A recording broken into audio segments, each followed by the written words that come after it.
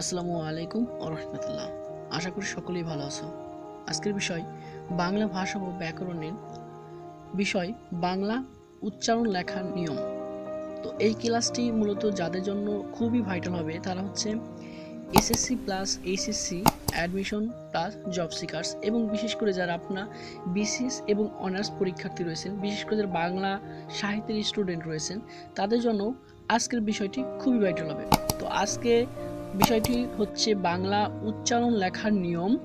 আমি অলরেডি দুটি ক্লাস নিয়েছি এই টপিক্সের উপরে, লেকচার 1 এবং লেকচার 2। আপনারা চাইলে আমি ডেসক্রিপশন বক্সে লিঙ্কগুলো দিয়ে রাখবো, লেকচার 1 এবং লেকচার 2 এর ক্লাসগুলো দেখে দেন আজকে ক্লাসটা শুরু করবেন। তাহলে চলুন আজকে ক্লাসটি শুরু করি।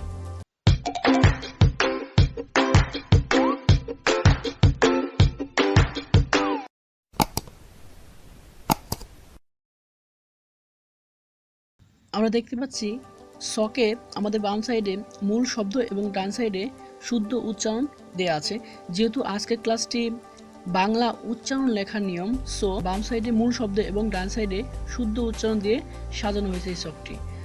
প্রথমেই অদ্ভুত, সো অদ্ভুত লেখার শুদ্ধ উচ্চারণ লেখা হচ্ছে অদ্ভুত।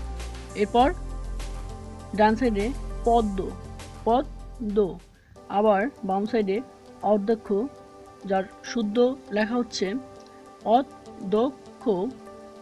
সেমভাবে ভালো, ভালো। অতি, অতি। বড়, বড়। অলি, অলি। বলো, বলো। অজু, অজু।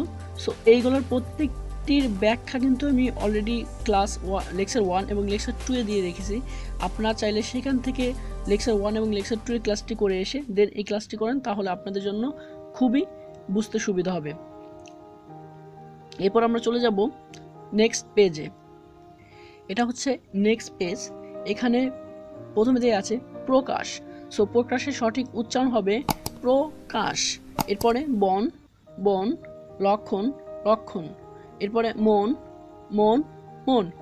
অপমান, অপমান। সো আমরা জানি যে এই যে বাম সাইডে অপমান, এরপরে অপমান, এটার বানান এরকম। এর কারণ হচ্ছে লেকচার 1 আমি বলেছিলাম যে শব্দের শুরুতে যদি অ থাকে তাহলে তার উচ্চারণ, তার বানান হবে ও ধারা, ঠিক না? আবার সেমভাবে নতি, এখানেও সেম কোশ্চেন, নতি, যেহেতু অ আছে এ অ এর পরিবর্তে ওকার হয়, ওকে। আবার নত, নত। মাত্র, মাত্র। তো আপনারা কিন্তু লেকচার 1 এবং লেকচার 2 এর ক্লাসগুলো করে আসলে আপনাদের এই বিষয়গুলো বুঝতে খুবই সুবিধা হবে। আজকের ক্লাসটি এ পর্যন্ত ছিল।